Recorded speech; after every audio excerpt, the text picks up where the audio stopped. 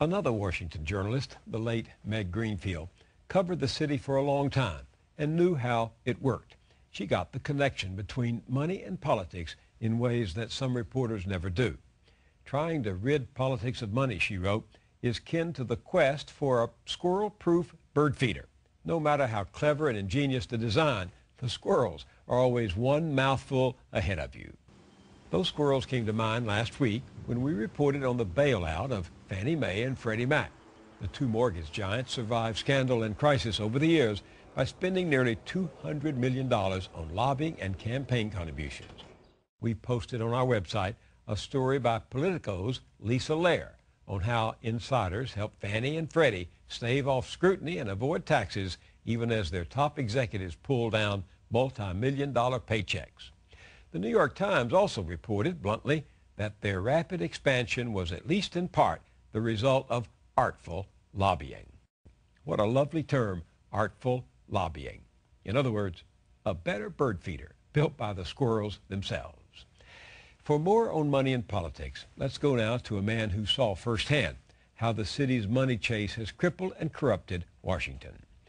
His name is Ernest Fritz Hollings, and he spent 38 years in the United States Senate, a long and colorful run during which he made a name for himself as a passionate advocate for the hungry, a champion of balanced budgets, and a fighter for jobs in the textile industry.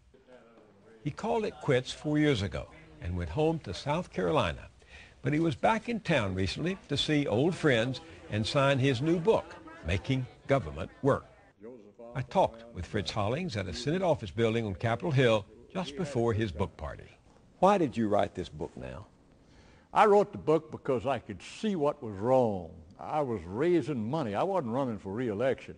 As a senator in your last term? As a senator the last 2 or 3 years, that's all I was doing, was raising money and working for the campaign and for the party. The hardest working people in the world are the congressmen and senators. We work from early morning till late at night and all weekend and everything else, but we're working now not for the country, but for the campaign. What do you mean? All the time is fundraisers. All the time it's money, money, money, money. In 1998, 10 years ago, I ran and I had to raise $8.5 million. The record is there. $8.5 million is $30,000 a week, every week for 6 years, each and every week for 6 years. Old Dick Russell of Georgia, he said, now a senator is given a 6-year term rather than a 2-year term. He's given 6 years, the first 2 years to be a statesman, then the second 2 years to be a politician, his last 2 years a demagogue. we use all 6 years to raise money. That's why I wrote the book, to try to get the government off its fanny and cut out all the politics and let's work for the country. What do you mean it's not working? You say you can't get anything done in Washington anymore. What's not getting done? Legislation, anything meaningful. They fill up the tree, both sides. It's nothing wrong with Harry Reid or Mitch McConnell. They're darn good leaders, and they're doing what the senators want done. And they're all smart senators, and they're all responsible people. But they're playing the game, and the media hadn't exposed. That's why I wrote it. I'm trying to expose. The game? What's the game? The game is money. I got to get the money. The heck with constituents. I got to get contributors. I've talked to the senators. You ask them. They know they're not getting anything done. And they're grown men, and they're conscientious women, everything else. They're outstanding. But they know that all they're doing is on a money treadmill. That's all it is. You're right. When I first came to the Senate 40 years ago, Senator Mansfield, he was the majority leader then, yes, sir, had a vote every Monday morning to make get sure a quorum. To get a quorum. And we worked until 5 o'clock on Friday every That's right. We didn't go home on the weekends. We tried to get out Thursday afternoon or night or at least early Friday morning to go to the West Coast for fundraisers. That's why Hollywood and that's why Wall Street has got that much influence. I'm not going to South Carolina. They got no money for a Democrat. I have to travel all over the country. Years ago, you write, on Washington's birthday, a freshman senator would read the farewell address at 12 o'clock noon, and then we'd have votes in the afternoon. Now we've merged Lincoln's birthday with Washington's birthday and take 10 days off in February for fundraising. We have St. Patrick's Day, 10-day break for fundraising. Easter, Memorial Day, 4th of July, the month of August, Labor Day, Yom Kippur, and Columbus Day. That's 10 days gone. And October, September, October, fundraise. Everything is attuned for the campaign, the hell with the country. A constant, permanent campaign. That's exactly what it is. Commercial television is the big winner in this because that's where so much of the money goes. Oh, that's right. The rich have got all the speech they want. The poor have got lockjaw. He can't articulate out onto the television. And the poor can't. They have no voice. Yeah, and that's the trouble. They tell you don't go to waste time and don't go see people and everything. Get on television and get a little tricky television and everything else like that. So all these artists have got all kind of different ways and different things like that to bring up and tricks to play. The clear message is money has a stranglehold on our democracy. You've got to untie that money knot, and then the government will begin to work. So you conclude, therefore, if we limit the money, Congress will have time to work for the country rather than the campaign. That's exactly right. They can talk to each other. They can deliberate. You fill up the tree with amendments. The leaders know. The legislation is made down on K Street. They tell you when to vote, when they got the votes. Then either leader brings it up. He knows where it's going, and it's not going anywhere, but he's going to get a vote to make them embarrassed about immigration or about energy or about subprime mortgages. The votes are made for the campaign. It's not to get anything done. Don't bar humbug. Forget about that, boy. They're not doing anything up here. And the senators and congressmen know it.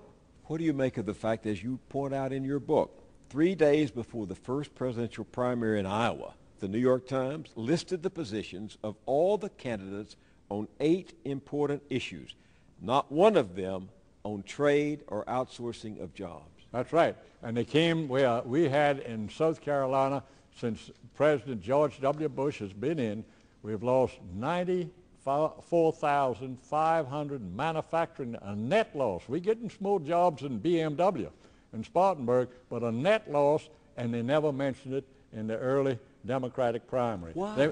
Because they got to get the money. And who gives them the money? Wall Street, the banks, and business. Yeah, you say presidents negotiate trade agreements not to open markets, but to protect corporate America's foreign investment. That's how you see it. That's exactly. Well, I know it. I mean, look at the Congress. Under Article 1, Section 8, the Congress shall regulate, not free. Congress will regulate trade, both domestic and foreign. And you say in your book the Congress is not doing that. They can't do it because they got to get the money. You put in a trade bill, and down on your head comes the Wall Street Journal and the big banks and the Business Roundtable and the National Chamber of Commerce and the National Association of Manufacturers are not for domestic, they're for Chinese and Indian manufacture.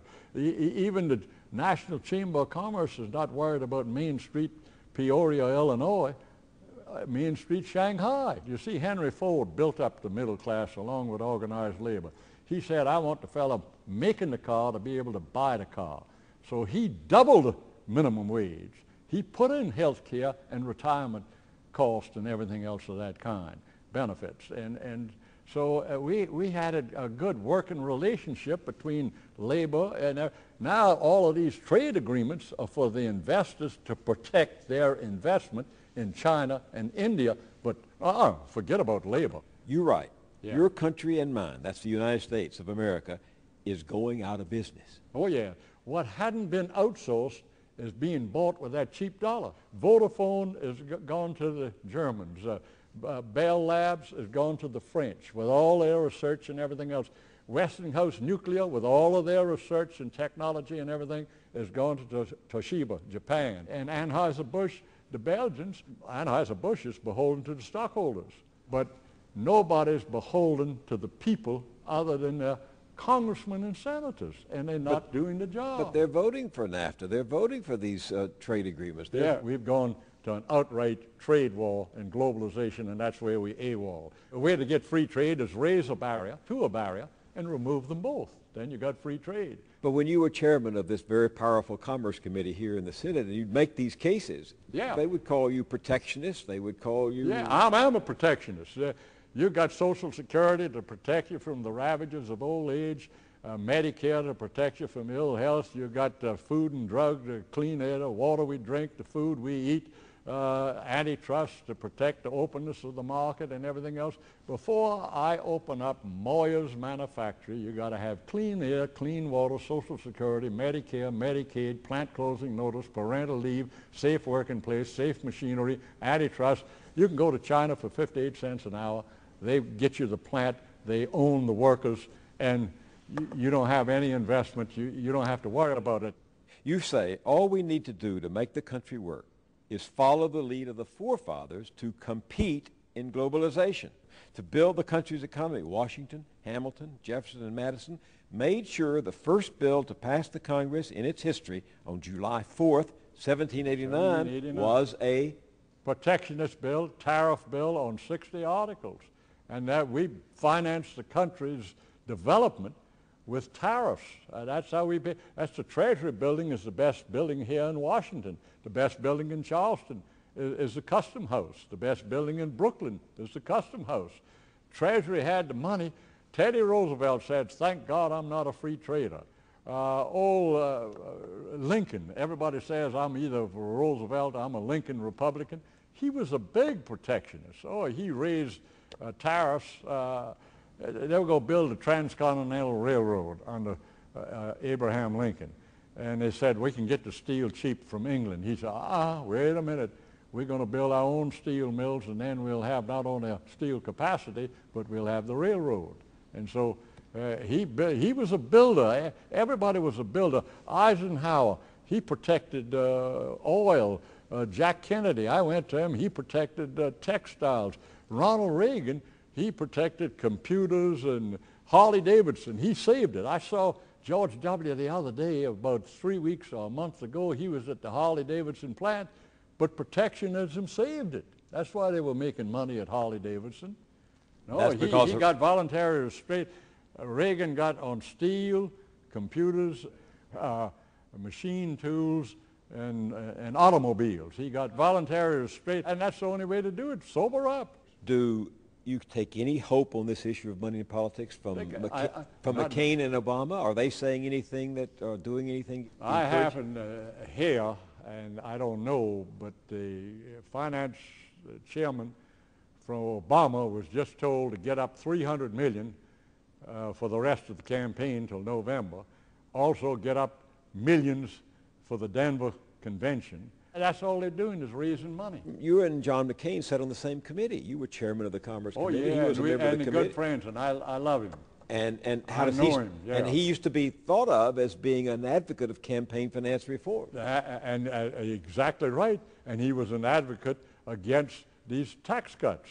But now they've taken the maverick McCain and trying to make him the Christian right and the money raiser and everything else like that. They're trying to make him an ordinary Republican. And you can tell he's ill at ease. John McCain is not happy campaigning right now. I can tell you that.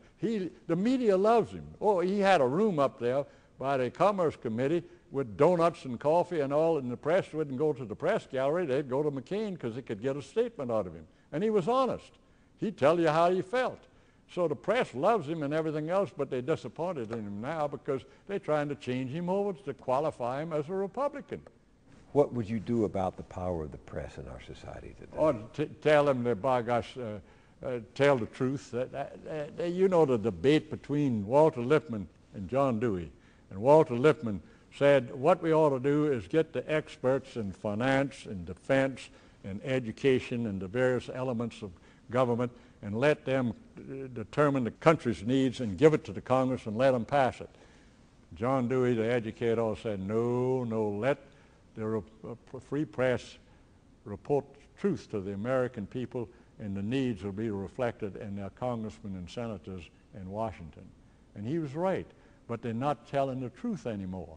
They all are doing the headlines rather than headway. They're all getting by with perceptions. They're all getting by with posted politics. They're not talking about the needs. The country is ready, willing, and able to work. The government's not working. And the book is Making Government Work. Senator Fritz Hollings, it's been good to see you again. Good to be with you, always. Thank you so much. Thank you very much.